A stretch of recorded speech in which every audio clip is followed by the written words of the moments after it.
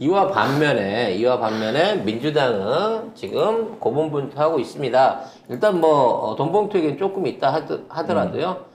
이재명 대표가 지금 소액 투자자 주식 조작 피해에 대한 제도 개선 얘기를 들고 나왔습니다.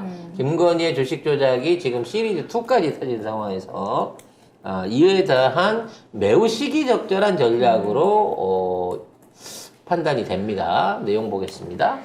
이재명 대표가 어제 개미 투자자 권익 보호를 위한 간담회에서 소액 투자자가 받는 주가 조작 피해에 대해 각 회사의 이사회가 다수 투자자, 주주에게 직접적인 책임을 지는 것으로 제도를 개선할 필요가 있다는 데 공감한다고 했습니다. 이게 이제 이러한 거 자체가 내가 투자를 했는데 무조건 손해봤다고 물어주자 이런 게 아니고 도이치모터스 같이 내부자 거래라든지 주가 조작 상황이 확인이 되고 그로 인한 손실이 만들어진 범죄적인 수익이 생겼을 경우에 이런 부분에 대한 구제책을 만들어 보자라는 얘기거든요.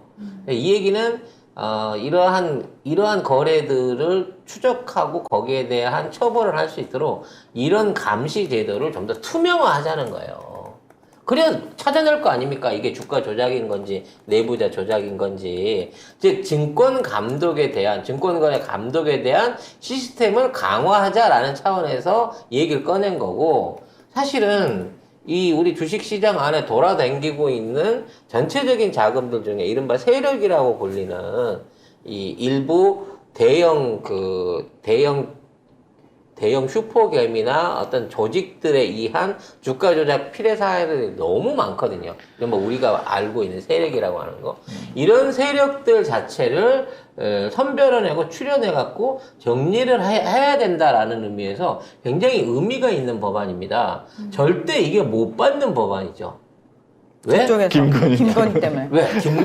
김건희를 비롯해갖고 전에도 말씀드렸다시피 지금 대한민국에서 이루어지고 있는 시공, 그리고 이와 같은 주가 조작질에 대한 세력질을 하고 있는 이 세력 배후에 실제 검사들이 있다니까.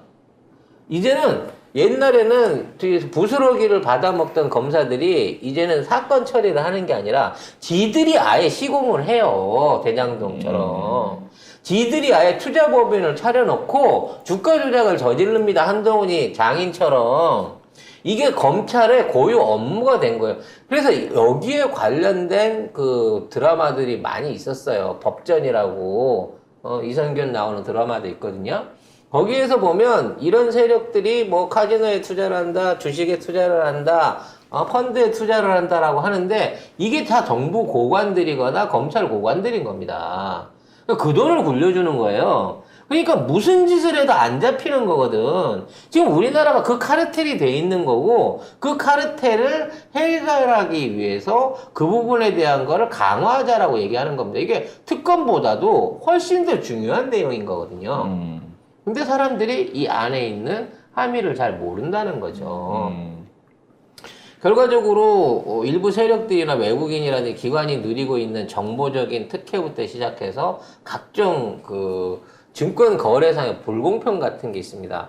보증금 없이 공매도를 땡겼을 수 있는 거나 여기에 대한 상환을 무한대로 유지시켜주는 말 그대로 기울어진 운동장에서 싸우고 있는 거거든요.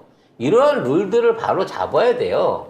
근데 이러한 룰들을 받아 잡으면 뭐라 그러냐면 대자본이 도망을 가버린다는 겁니다.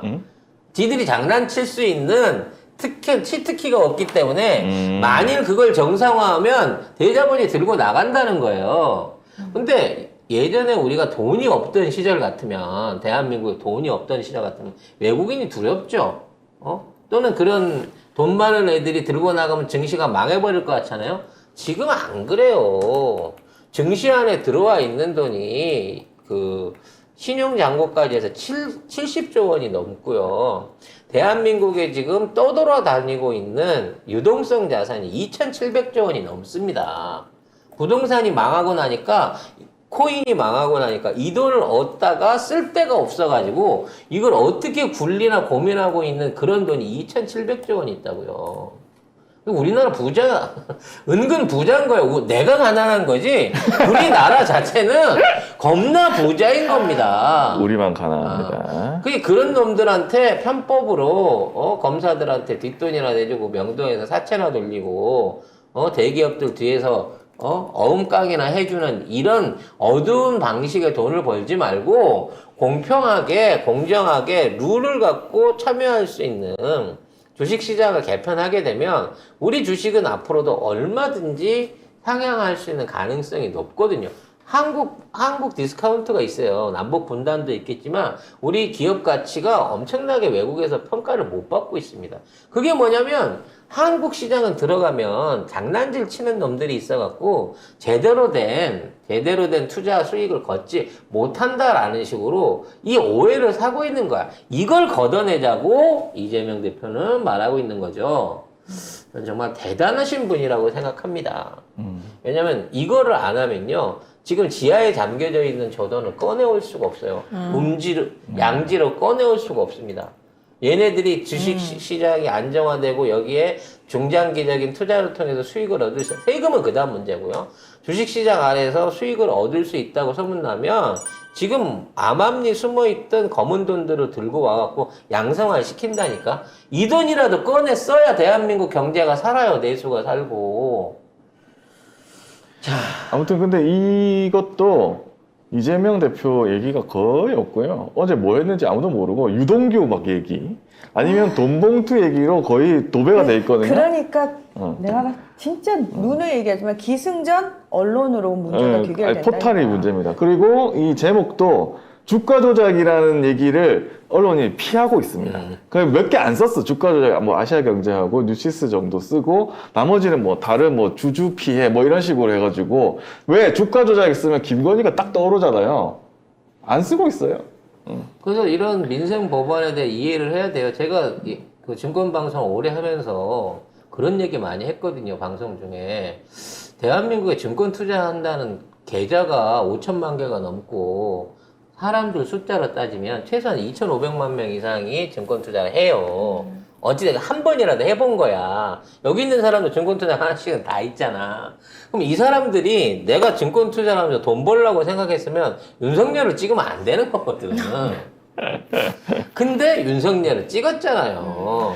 에휴, 그러니까 이 부분 안에서 성과를 내게 되면 증권 통장 갖고 있는 사람들이 야 이러다 죽겠다 진짜로 내가 지금 있는 주식 안 날리려고 하면 진짜 이찌 가면 안 되겠다라는 것만 판단해도 선거로 자동으로 이긴다니까.